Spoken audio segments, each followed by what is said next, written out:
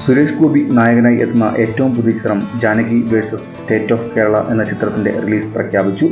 Release date പ്രഖ്യാപിച്ചുകൊണ്ടുള്ള motion പോസ്റ്ററാണ് അണിയറ പ്രവർത്തകർ പുറത്തിറക്കിയിരിക്കുന്നത്.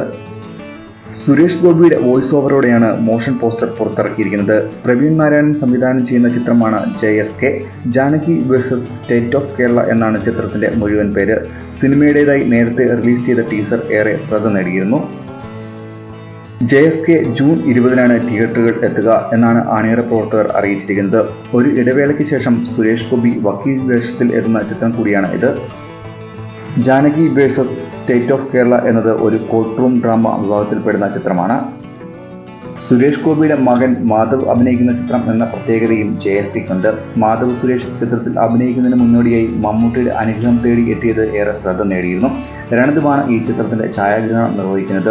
ശ്രുതി രാമചന്ദ്രൻ, അസ്കർ അലി, മുരളി ഗോപി എന്നിവരും ഈ ചിത്രത്തിൽ വേഷമിടുന്നുണ്ട്. ഒരു ഇടവേളയ്ക്ക് ശേഷം അനുപമ പരമേശ്വരനും ചിത്രത്തിൽ ഒരു പ്രധാന വേഷത്തിൽ എത്തുന്നുണ്ട്. കോസ്മോസ് എന്റർടൈൻമെന്റിന്റെ ബാനറിൽ കിരൺ നിർമ്മിക്കുന്ന ചിത്രത്തിന്റെ എഡിറ്റർ സംജിത് മുഹമ്മദാണ്. അതേസമയം സുരേഷ് ഗോപിയുടേതായി വരാഹം എന്നൊരു ചിത്രവും റിലീസ് കാത്തിരിപ്പുണ്ട്. ഇപ്പോൾ സുരേഷ് ഗോപിയുടേതായി ഷൂട്ടിംഗ് പുരോഗമിക്കുന്ന ചിത്രമാണ് ഒറ്റക്കൊമ്പൻ.